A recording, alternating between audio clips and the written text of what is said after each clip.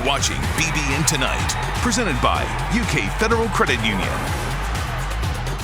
Welcome back to BBN Tonight. Kentucky football is going to need someone new to step up into the safety role this season, now that Yusuf Corker has moved on to the league. Yeah, but it's not one that we're really worried about. With Jalen Geiger back and seemingly primed for a breakout season on Brad White's defense. He talked with Curtis Birch for the Behind Kentucky Football podcast.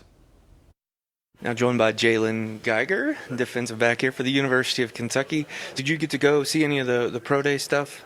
Oh yeah, I watched the pro day. Yeah, I watched some of my guys out there, Yusuf and them, Quandre running 40 and the boys fast, so I was cheering them on. You see that, and that's obviously everybody on the squad's ultimate goal. But a big part of that is leadership, those guys moving on to the next level. How are you stepping up into those roles of leaders that they're vacating?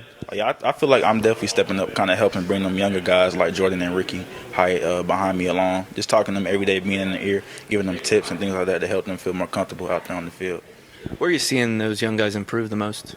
I think it's just their cerebral presence. Like, I think them being on the field, kind of knowing what they got to do, kind of just slowing down. I feel like sometimes they get out there and their head spinning, like me when I was young. So I think just talking to them, telling them to calm down, just listen, read your call, read your keys and things like that. Just make sure they just know what they're doing out there. Overall, for the defense, you guys, speaking of leaders, you got DeAndre and Jaquez. They're kind of in the middle with the two inside linebacker spots. Tons of experience. How much does that help a defense as a whole to have those kind of quote-unquote quarterbacks of the defense with all that playing time behind them? Oh, it definitely helps a lot. You guys know Square and Jaquez Jones, those boys are really good for us. They taught us every day. They're basically like the quarterbacks of the defense, so I feel like they get everybody in the right position, make sure everything's going well, and those guys are really important for us, and those are really two great players, so I think it's great for me having them in front of me, knowing that I barely got to even make tackles because they are in and out on every tackle, so I think that's really helpful for us. You ever get mad at them, though? Like, just let one slip through so I can get some stats? We'll see sometimes, I'm happy for them. They're making plays, so it makes my life easy. Stepping away from football as we wrap up here, I was reading in your bio, you lived in Korea a little bit growing up. Can you kind of explain the situation, how you got there and what that was like for you? Oh, yeah, both of my parents were military, so when I was about 5 years old, my dad got deployed to Seoul, Korea, so me, my mom, my sister, and my pops, we moved down there for about 4 years of my life, so it was real good. I was young, so I didn't really know what was going on. I kind of just seen a new change of scenery, new food and stuff like that, heard new languages and stuff, so it was fun.